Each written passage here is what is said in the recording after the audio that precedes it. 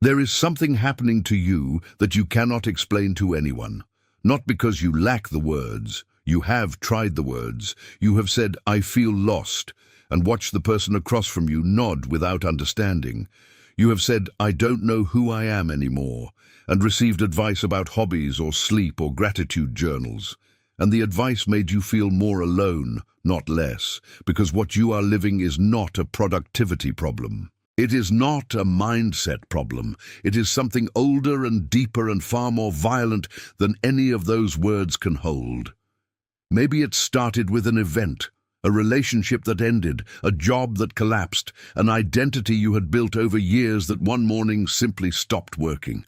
Or maybe it arrived without a clear cause, which is somehow worse, because at least a visible wound has a name. What you have instead is this: a version of your life that looks functional from the outside and feels like a foreign country from the inside. You go through the motions. You perform the right responses. But you are watching yourself do it from somewhere slightly behind your own eyes. And the distance between the watcher and the person being watched is growing wider every week. You stop trusting your own judgment. The decisions that used to come naturally now feel like riddles with no correct answer. You notice yourself doing things you cannot explain, pulling away from people who care about you, destroying what is going well, choosing the familiar pain over the unfamiliar possibility of something better. And the worst part is not the behavior itself. The worst part is that you can see it happening, and you cannot stop it. You are the architect and the saboteur simultaneously, and you do not understand how those two things can live in the same body. What you are living has a structure. It has a name. It has been mapped, not by modern psychology alone, but by a tradition so old it predates the printing press, a lineage of practitioners who spent centuries studying exactly this kind of interior dissolution and who left behind a system precise enough to account for every stage of what you are going through right now. The reason most people never find this map is not because it is hidden. It is because no one told them where to look. Most of the people around you are using the same language everyone uses: broken, lost, depressed, stuck. And that language, however well-intentioned, points nowhere. It describes the surface of what is happening without touching the structure underneath. Tonight, you are going to see the structure. The practitioners who built this map were called alchemists. And before you dismiss that word, understand what alchemy actually was. Strip away the popular image of old men in robes trying to turn lead into gold, and what you find beneath it is one of the most sophisticated psychologies ever developed, a system designed not to transform metals, but to map the transformation of the human being under extreme interior pressure. Carl Gustav Jung spent decades studying alchemical texts and concluded that the alchemists were, in his words, describing the unconscious psyche centuries before psychology had the language to do so. They were not writing about chemistry. They were writing about you. The magnum opus, the great work, was their name for the complete process of human transformation, not self-improvement, not optimization, transformation in the literal sense, the dissolution of one form of being and the reconstitution of something entirely different in its place. The alchemists understood that this process was not optional. You do not choose to enter it. It chooses you. And the moment your life began to fall apart was not the beginning of your failure. According to this system, it was the beginning of your work. If what you just heard landed somewhere in your chest, drop the word dissolving in the comments right now. Not because it is a trend, but because naming where you are in the process is the first act of the process itself. And if this map is something you want to keep following, subscribe to this channel. Every video on this channel is another section of the same territory. You do not have to navigate it alone, and you do not have to navigate it blind. The alchemical process they called the magnum opus was not a single event. It was a sequence, a structured series of operations, each with its own character, its own dangers, and its own requirement for passage. The alchemists observed these operations in their laboratories, watching physical matter undergo dissolution and recombination. And they understood, or at least the deepest among them understood, that the real laboratory was interior, that the crucible was the human psyche, that the substance being transformed was identity itself. The first operation is calcination, from the Latin calcinare, meaning to burn to ash. In the physical laboratory, calcination is the process of exposing a substance to extreme heat until everything volatile has been burned away, leaving only the most fundamental, irreducible residue. In the interior laboratory, in the life of the person watching this video, calcination is the burning of the constructed self, the identity you built through ambition, through performance, through the accumulated roles of career and relationship and reputation. This is not a metaphor. The heat is real. It is the collapse of a marriage, the failure of a project you staked everything on, the moment when the person you thought you were cannot hold together under the pressure of actual circumstances. What burns is not you. What burns is the version of you that was never entirely real. Jung called the constructed identity the persona, the mask we build to navigate the social world. The persona is not false. Exactly. It is functional, but it is partial. It is the self that performs, that adapts, that earns approval, that knows how to behave in every room it enters. And when circumstances become extreme enough, the persona cannot hold. It burns. What the alchemist observes in the crucible is the ash, the prima materia, the primary matter, the raw and formless substance that was always underneath the constructed form. What the person in crisis experiences is a terrifying blankness, where a recognizable self used to be. The danger in calcination is the danger of the fire itself. Most people do not know that what is burning is not essential. They experience the burning of the persona as the burning of the self, as annihilation rather than liberation of what was always there underneath. The response to this terror is almost universal. Rebuild immediately. Reconstruct the identity before the ash has time to reveal what it contains. Find a new relationship, a new job, a new ideology, anything that stops the sensation of formlessness. This impulse is understandable. It is also the most common way people prolong the very process they are trying to escape. You cannot skip calcination by constructing a new persona over the ruins of the old one. The fire will find it. What is necessary in calcination is not strength in the conventional sense.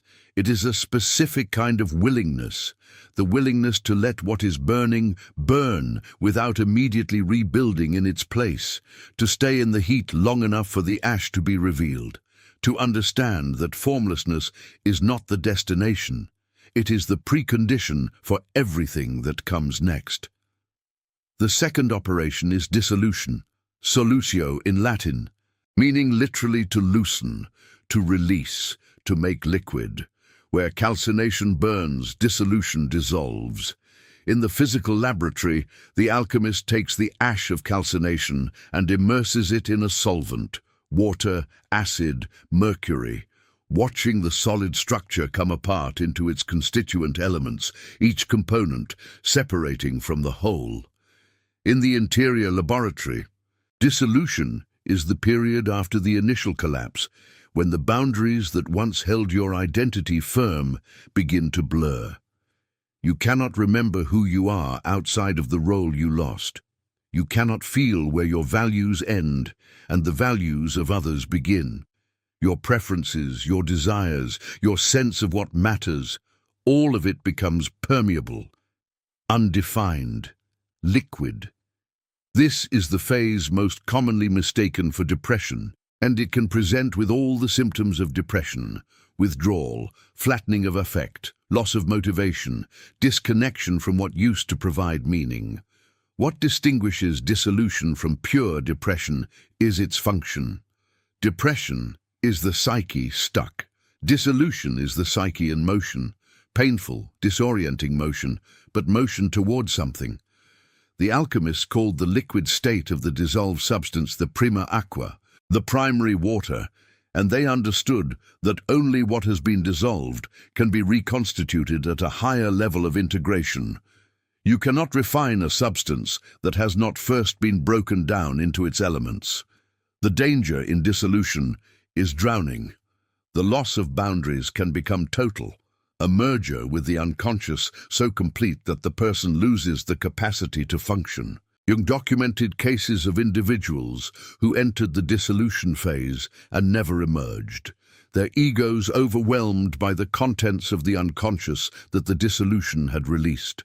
This is not the likely outcome, but it is the real risk of this phase, and it is why dissolution requires the right container, what the alchemists called the vas hermeticum, the hermetically sealed vessel in which the work takes place safely. In psychological terms, the vas hermeticum is whatever holds the process, without either suppressing it or being destroyed by it. A therapeutic relationship, a rigorous practice, a community of people who understand what is happening. What is necessary in dissolution is the development of the witnessing capacity, the part of you that can observe the liquefaction without being entirely consumed by it. This is not emotional distance. It is the ability to say, "I am dissolving," and know that the one saying it is not yet dissolved. The third operation is the one the alchemists feared most, and the one that most directly corresponds to what the person watching this video is most likely living through right now. It is called nigredo, the blackening. Prima materia, the raw matter, enters the nigredo after calcination and dissolution have stripped away the constructed form. The alchemists described it as a kind of death, the substance in the crucible darkening, rotting, emitting foul odors, appearing to decay beyond all possibility of recovery. They called it also mortificatio, the mortification, the death of the old form. They called the substance at this stage Sol Niger, the black sun, because even the light inside the matter had gone dark. Jung identified the nigredo with what he called the confrontation with the shadow, the archetype that carries everything the conscious personality has refused to integrate. Everything you were told was unacceptable. Every impulse, every desire, every capacity that you learned to push below the surface of awareness because the surface could not hold it. In the nigredo, the shadow does not stay below the surface. It rises, and what rises is not always beautiful. It is the anger you never expressed that now appears as an inexplicable rage toward people who have done nothing wrong. It is the grief you never completed that now makes you flinch away from anything warm. It is the envy, the self-destruction, the cruelty turned inward that you spent years pretending was not there. The person in nigredo cannot explain what is wrong. The nigredo has no single cause they can point to. They only know that something fundamental feels dead, that the future feels not difficult, but simply absent, that the motivations which used to move them have stopped working as if a current were cut. They know that they are capable of destroying what matters to them and cannot find the circuit that controls the mechanism. This is where most people break. Not because the nigredo is unsurvivable. Every single person who has undergone genuine psychological transformation has passed through it. But because the nigredo looks, from the inside, indistinguishable from permanent damage. Because the people around you do not understand what is happening and give you advice designed for problems with visible causes. Because you do not have a map that tells you this darkness is not the destination. It is the process, and the process is working exactly as it was designed to work. The danger in Negredo is the same danger the alchemist documented across 3 centuries of laboratory notes. Premature closure. The attempt to end the darkness before it has done its work. This is not weakness. This is the most natural human response to unbearable interior pressure. But what premature closure produces is not resolution. It produces a sealed vessel with the darkness still inside, a psyche that has suppressed the Negredo rather than completing it, which means the same darkness will return in a slightly different configuration until the work is done. What is necessary in Negredo is something the alchemists described with the phrase visita interiora terrae, rectificando invenies occultum lapidem. Visit the interior of the earth, and by rectifying, you will find the hidden stone. The word vitriol was the acronym they used, the corrosive substance that, in the physical laboratory, dissolved what could not be dissolved by gentler means. The instruction is precise. You must go into the darkness, not away from it. You must look at what is there without immediately turning away. The hidden stone, the lapis, the capacity for genuine transformation, is inside the Negredo, not on the other side of a detour around it. The 4th operation is called separation, separatio. After the darkest phase of the Negredo, something begins to differentiate. The dissolved, blackened substance begins to show internal distinctions, like sediment settling in dark water, allowing the water above to become slightly clearer. In the interior laboratory, separation is the emergence of discrimination. The capacity to begin to distinguish between the contents of the unconscious that have risen, to recognize which impulses, which fears, which desires belong to the inherited personality and which belong to something more genuinely your own. For the first time in the process, the question, what do I actually want, becomes possible to ask, even if it cannot yet be answered. Jung associated this phase with the development of what he called the transcendent function, the psyche's own capacity to generate symbols that bridge the conscious and unconscious, creating pathways between what you know about yourself and what has been submerged. Dreams often become more vivid and structured in this phase. Art, writing, movement, any practice that allows the interior contents to take external form, begins to feel less impossible and occasionally necessary. The danger in separation is premature certainty. Having survived the Negredo, the person often wants to declare the process finished, to take the first clear thought that emerges from the confusion and build an entire identity around it. This is the phase in which people make dramatic life changes that feel like liberation, but are actually another form of the old pattern in new clothes. The question separation requires is not, what do I want to become, but what, in what has dissolved, was actually mine. The 5th operation is called conjunction, coniunctio in Latin, the union, the coming together of what has been separated. In the physical laboratory, the alchemists describe the conjunction as the sacred marriage, the union of opposites that had been separated throughout the earlier operations. Sun and moon, sulfur and mercury, the fixed and the volatile. In Jungian terms, conjunction is the integration of the shadow, not its conquest, but its inclusion. The parts of yourself that you spent years suppressing are not destroyed or overcome. They are brought into relationship with the conscious personality. The rage becomes energy. The grief becomes depth. The envy becomes information about what you actually value. The self-destructive impulse reveals the part of the old identity that needed to die. Marie-Louise von Franz, who studied with Carl Gustav Jung for decades and became one of the most precise interpreters of alchemical psychology, wrote that the coniunctio was not a final state, but a dynamic one, a continuously renewed act of holding together what consciousness perpetually wants to separate. The integration of the shadow is not a single event. It is a practice.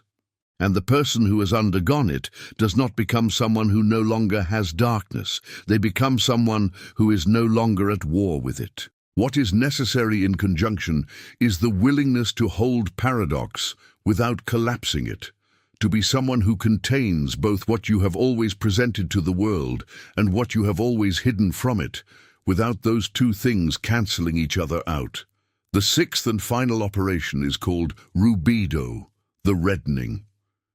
In the physical laboratory, the successful completion of the magnum opus produced a substance the alchemists called the lapis philosophorum, the philosopher's stone, described as a deep red crystalline solid, luminous, incorruptible, capable of transforming whatever it came into contact with. In the interior laboratory, the rubedo is the emergence of a self that has been through the complete process, not a repaired version of the original, not a superior or more successful version. Something genuinely different in structure, denser, more integrated, possessing a kind of gravity that comes only from having been broken down completely and reconstituted from the primary elements. Now listen carefully to what comes next, because this is the part the video cannot give you, and the reason that matters is not about the video at all. It is about where you are right now in this process. This video opened a territory. It named the operations. It gave you a map of the stages you have been moving through, possibly for months or years, without a language that could hold them. But a map of the territory is not the same as a guide through it. And the gap between knowing the stages exist and knowing which one you are in, which errors are most likely in this specific phase, and what is actually required to move through it without abandoning the work. That gap is where most people remain stuck. This is not random. What you have been living has a structure, and that structure has a specific set of traps at each stage.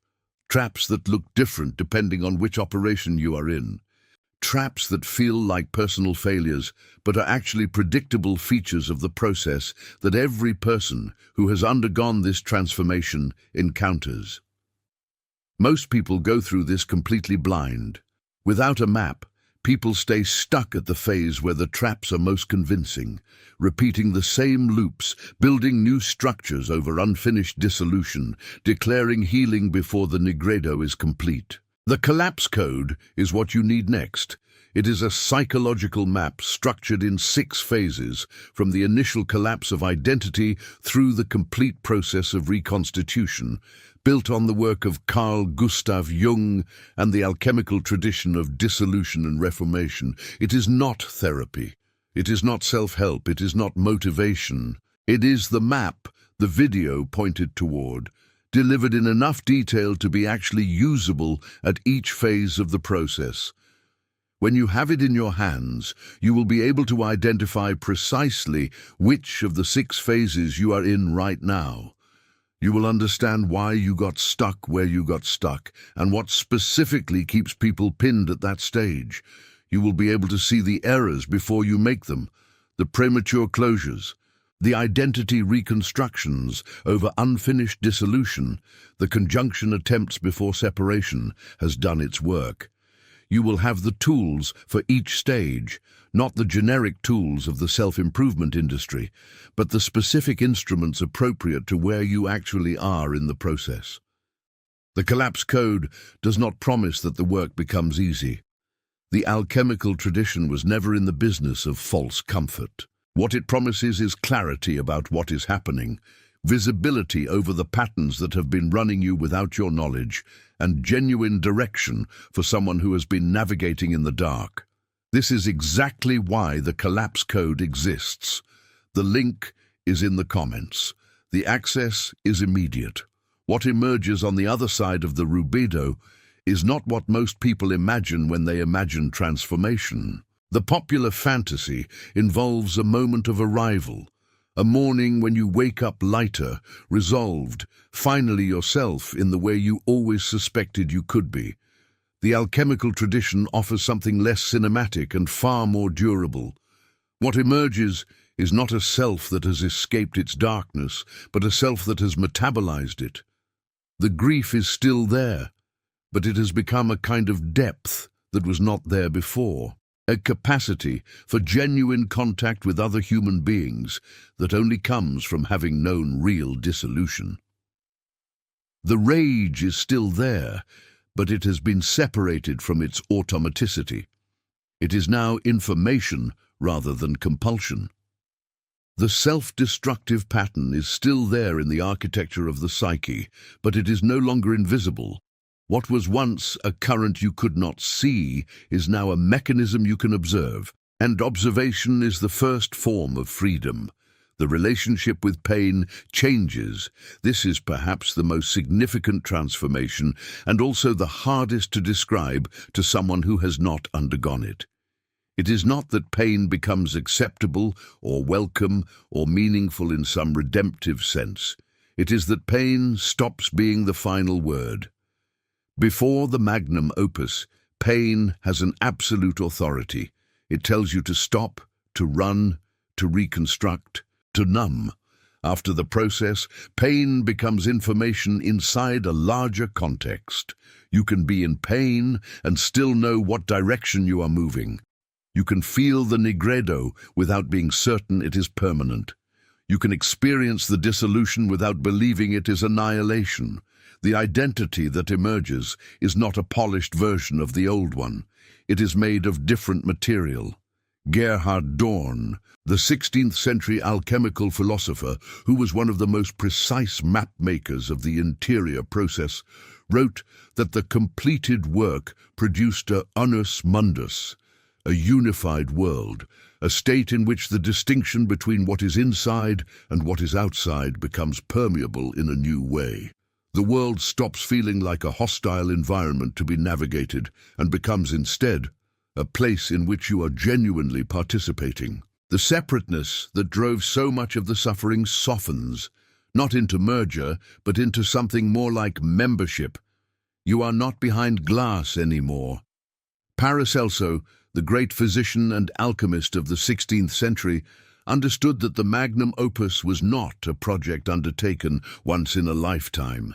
It was the basic structure of the interior life, a process that recurs at every genuine threshold, every real passage. What changes after the first complete traversal is not that you will never enter the nigredo again. What changes is that when you enter it, you will know what it is.